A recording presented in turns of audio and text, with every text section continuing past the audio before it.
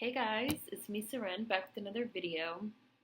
As you can tell from the title, this video is going to be on economic revolutions, which there's been a lot of talk going around recently about economic revolutions in light of everything that's been happening and going on. A lot of people feel like protesting is not doing enough, just like peaceful protesting and civil disobedience is not doing enough. And a lot of people have been talking about the fact that Michael Johnson felt like Black Lives Matter was not doing enough.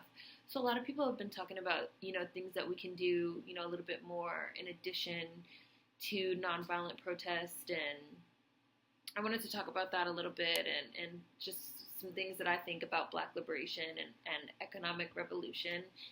I have a lot of new subs, which I will be doing a video soon on that, because I hit 20,000 subscribers, which is just nuts. But for anyone that's been following me for a while, you guys know that I advocate economic revolution. I have several videos about it. If you guys check the description box, there will be all of my related videos on this topic down there, but probably the best video to watch where I discuss this is my Mizzou vid, my University of Missouri vid, which will probably be the very first one. And, basically my ideology is, in terms of liberation and revolution, like I left a comment on my last video, you hit them with violence or you hit them in your pockets, because that's all people understand: violence and money.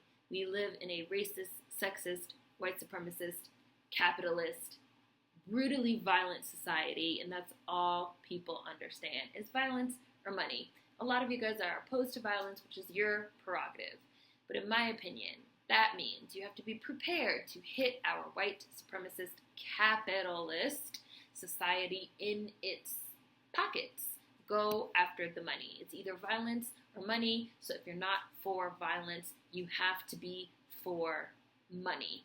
And a lot of people talk about, the civil rights movement and civil disobedience.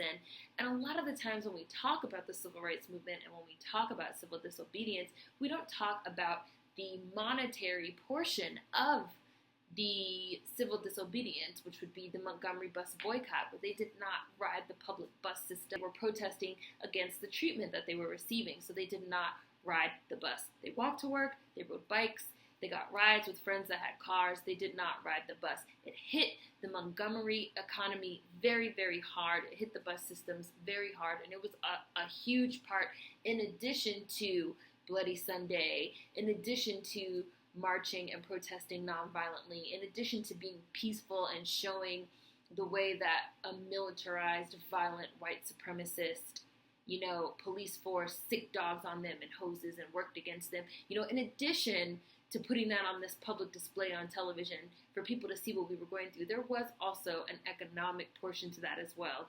And that's something that I feel like we don't really talk about as much in terms of our current civil rights movement that's going on. There's a lot of talk about nonviolent protests and Dr. King, Dr. King, Dr. King, but there's not as much talk about economic revolution and boycotts. And I'm a huge advocate for economic revolution. I've been an advocate for a year, going on publicly on this channel. I've been talking about it for almost 2 years, because, as I've said before in other videos, everyone can't get out there and protest. I know this. Everyone can't get their fascists. Everyone can't get their faces splashed, on the news. Everyone can't get hit with rubber bullets and get arrested. People have jobs, they have kids, they're older, they have families, and I get that. And I've always said that I get that. Like, not everyone can get out there and protest, and everyone cannot and will not be violent either. Like, everyone can't be Michael Johnson either. I get that. But something that I always say is, everybody spends money. Everyone spends money. Everyone, because we live in a capitalist society. Everyone spends money. Everyone buys soap. Everyone buys toilet paper. Everyone buys toothpaste. Everyone buys lotion. Everyone buys clothes, because you're not walking around naked. There are certain essential items that everyone buys. And there are also non-essential items that everyone buys, but for the most part, I like to focus on the essentials, me personally, because the essentials is money that you're going to spend regardless, right? If you're going to spend that money regardless on a bar of soap, which you are going to do, why not spend it on a Black-owned business, My New Year's resolution for 2015 was to buy from more Black-owned businesses. I want to do more to support Black-owned businesses and to support economic revolution.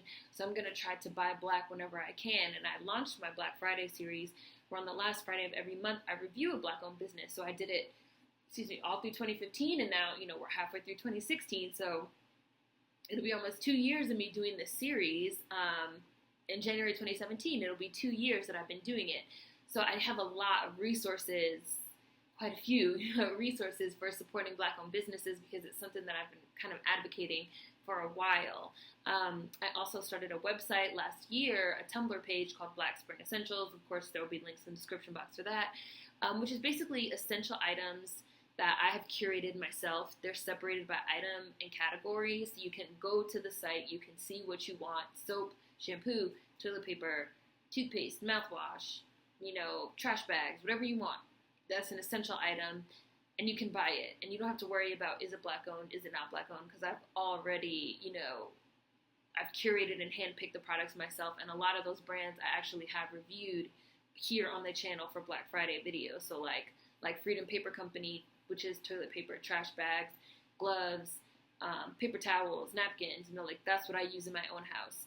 Oyin Handmade, they have hand soap and hand lotion that I have in my own bathroom that I use in my own house.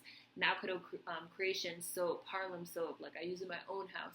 So you don't have to worry, you know what I'm saying? Because a lot of people and the quality, and is the quality good, and this and that.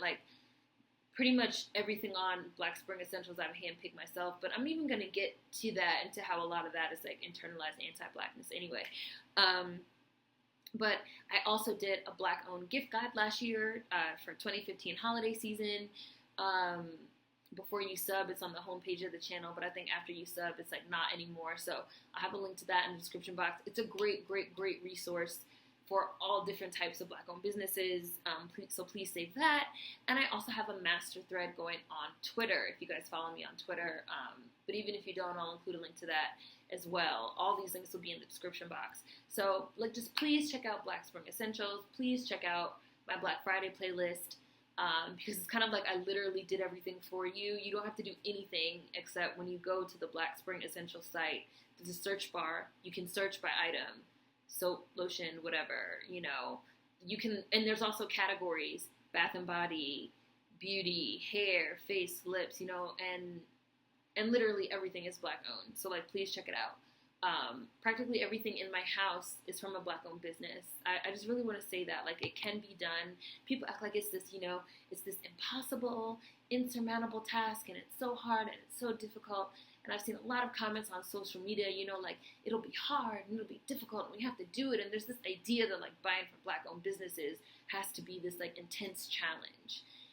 And it's really not. It's really not hard at all. It's just something that you have to commit to. As someone who's done it, I can tell you. It's something that you have to commit to. It's different, but it's not hard. I want to read you guys actually some tweets where we were talking about this today. Let me read you guys the tweets.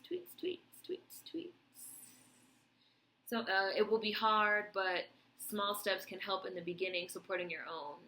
I saw that tweet. And I said, it really won't even be hard, just different.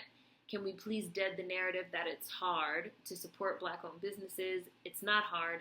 It's different, but it's not hard, especially if you're already used to shopping online, i.e. Amazon, Etsy, Urban Outfitters, etc. Most of the time is the difference between the instant gratification of buying something in a store versus buying something online. So there has to be a cognizance of when you're running low on things. For example, I have to be aware of when I'm almost out of my True laundry soap, which I have a Black Friday video on, Black-owned laundry detergent called True. You can buy it on Amazon. I have to be aware of when I'm almost out of my True laundry soap, because I can't just pick up some more at the store. You have to be aware. And I also said there can also be a difference in price, because most Black-owned businesses aren't mass-produced in factories in China, right? A lot of the stuff is small batch, made by people in their kitchens, or, in a factory here in the USA. So there is going to be a price difference. So you also have to ask yourself if saving a couple dollars is more important or supporting your people.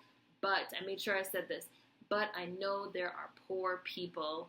I know there are folks that really need those couple dollars. So maybe you don't buy the more expensive black-owned soap, but you spread the word, or maybe you pick one thing that you're gonna buy instead of trying to have like everything in your house black-owned. Maybe you just pick one thing, like, okay, well, I'm gonna buy this laundry detergent because I know I have to wash clothes, so I'm gonna buy this laundry detergent, or I'm gonna buy this lotion, or I'm gonna buy this soap, or I'm gonna buy this toilet paper, stuff that I know that I have to get.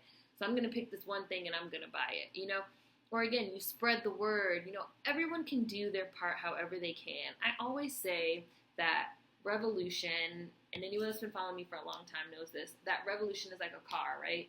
You have the steering wheel, you have the seats, you have the pedals, you have the fucking side mirrors, you have the windshield, you have the engine, you have the key, you have the ignition, and that is how revolution is. Everyone, and I know for a fact that I said this in my Mizzou video, everyone has to do what they can do and play their position.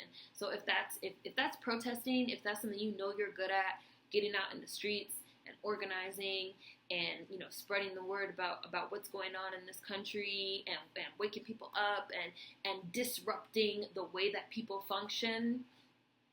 In the words of Jesse Williams, you're out there and you're doing die-ins at brunches and you blocking highways, you're disrupting people's daily lives. Because there's also this idea, I've seen a lot of people talking about like, protest all day, but you shouldn't block the highways because there's people that have places they need to go. Like, that is the way that civil disobedience works.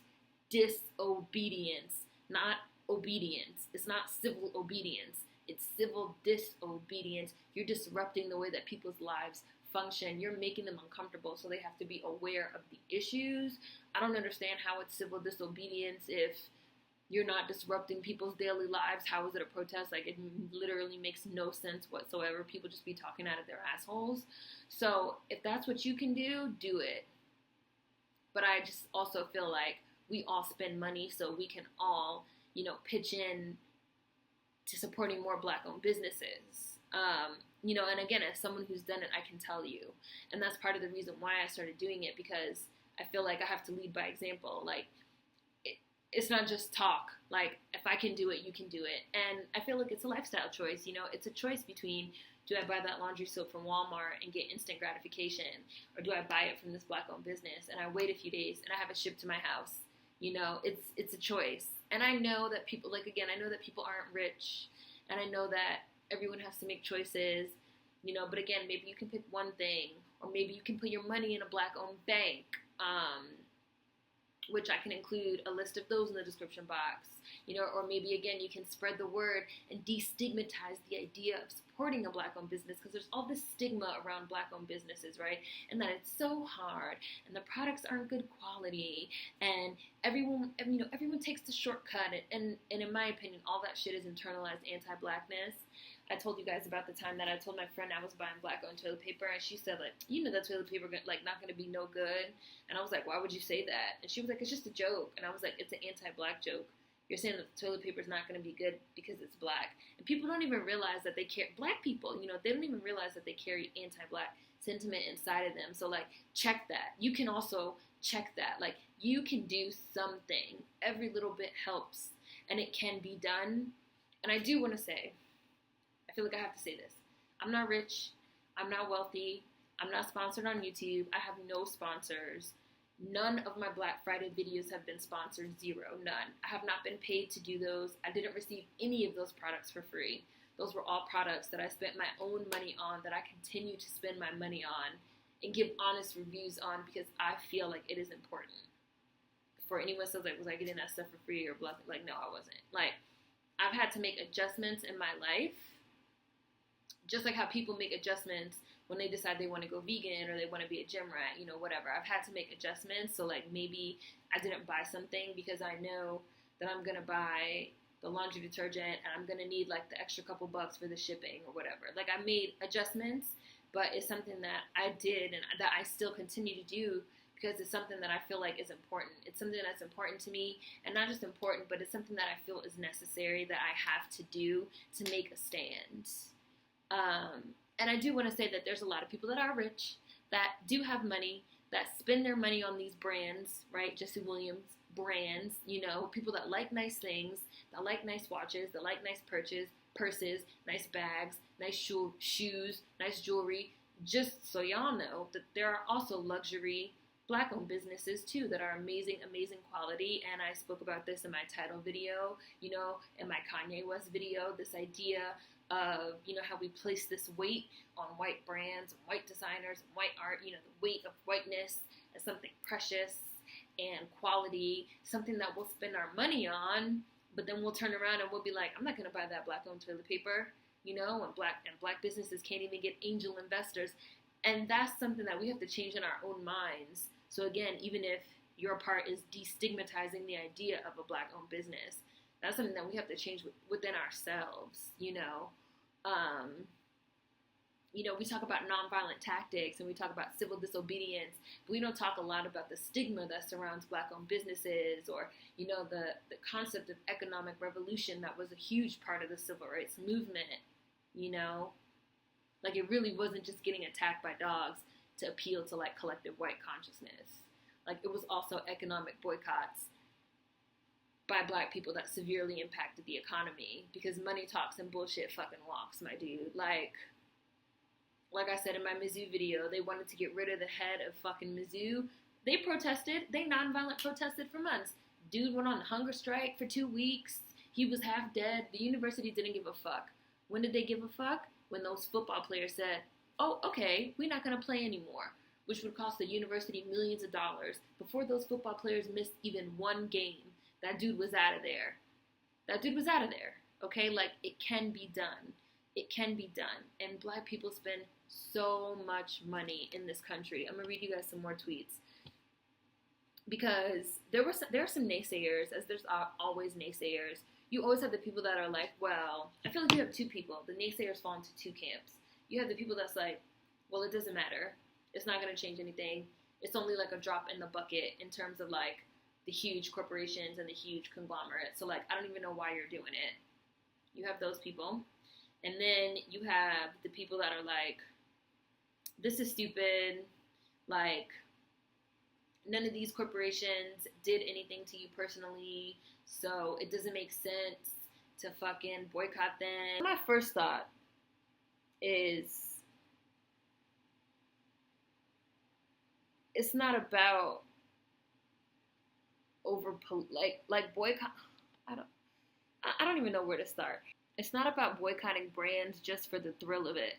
It's about supporting Black-owned businesses.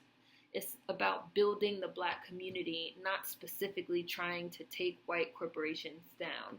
It's about supporting those that support you. If you don't want to support Black-owned businesses, that's fine. But why do you feel the need to shit on those that do? You don't have to support Black-owned businesses. No one can make you, but what do you get out of calling the people that want to make the effort stupid? If you don't see the point of supporting Black-owned businesses, just keep it moving. I really think, and then I went into, a lot of people don't see the point of protesting anymore, yet y'all still do it. Not saying that I'm against protesting, but anyone that follows me knows that I always say revolution is like a car. Some people are the steering wheel, and some are the brakes, and some are the headlights, and some are the engine, and so on and so forth. Let people play their position and do what they can to support. It doesn't have to be your way only. I also really think people underestimate how much money Black Americans actually spend. Because people try to say, like, oh, we're not going to, like, make a dent. But it's like Black Americans have over $1 trillion worth of buying power. We have the same amount of buying power as a country, as the GDP of a country. Okay, and then I put some stats. Black Americans have the lowest median income, yet we have comparable spending habits to white folks. We spend a comparable amount of money despite having lower incomes, so the percentage coming out of our overall worth is higher. Why not try to invest some of that money back into the community? Someone said, even if it doesn't end systemic racism, and it's not like anyone said it would, why not give your money to your people?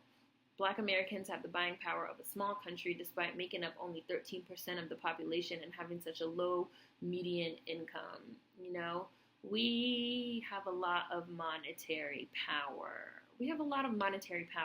And it's not necessarily about, like, number one, somebody was like, oh, boycotting businesses doesn't make sense because the businesses aren't the ones that are, discriminating against you. It's the police. Well, number one, Black people still fund the police through taxes. We still fund the police through revenue like tickets, which they proved in Ferguson, for example, that they were over-policing people just for revenue, like how Mike Brown got stopped for jaywalking. Jaywalking is a ticket that carries a fine. People are being fined like that for revenue. So let's not act like police departments are somehow not involved in capitalism and not involved in money and won't be affected by some type of economic boycott, because they will. Number two, it's not about there needing to be a direct link between, oh, I'm boycotting Target because Target did something to me specifically. Like, people still, their idea of like revolution like revolves around like taking down. I have to like take down this like white business and this like white corporation. But like, my idea of like revolution and liberation is not about taking down white people. I don't care about white people. I keep saying this. I don't care what white people do. I don't care what they think. I don't care. I don't care. My idea of Black liberation is about creating self-sustaining communities. Just like I said in my integration video, if you build a self-sustaining community, you don't have to beg anyone for equality. You don't have to beg anyone for anything, because you can support yourself and you can support your own and you can do your own thing. You already have a seat at the table just because you're self-sustaining. You don't have to beg for a seat at the table. Who gonna check you, boo? Who gonna stop you from sitting down at the table? Nobody. That's what economic revolution is about. It's not about, the police department did something bad to me, so I'm gonna stop economically supporting the police department, or Target did something bad to me, so I'm gonna stop economically supporting Target. I'm trying to take down, these white corporations. White corporations can do whatever they want. I really don't care. Like, it's no taking them down. Like, I'm just trying to build up my community and like build up my own community to be self-sustaining so that we can have equality, because they can't stop us, period. You can't stop someone that's self-sustaining. Like, why not support your own communities? Why not buy from your own people? Why not build up your community, invest money back into your community, put money in a Black-owned bank so the Black-owned bank has more capital so they can invest in more Black-owned businesses, and they can give out angel investment loans, and we can have more banks, and we can have more businesses. It doesn't make sense, this logic of like, well, Target didn't do anything to you, so why are you going to boycott Target? Like, it's not about Target doing something to me, so I'm boycotting Target. Like, that's really missing the point, which is about Black liberation through economic revolution and building self-sustaining communities and supporting our own and being able to do for ourselves. That has absolutely nothing to do with white people. Y'all are so preoccupied with white people and like what white people are doing. Forget about them. Focus on us, on you, on building us up. Once you build yourself up, people have to recognize you as a superpower. You're taking that seat at the table. You're not begging for it. And again, I talk about this a lot in my integration video for anyone that hasn't seen it.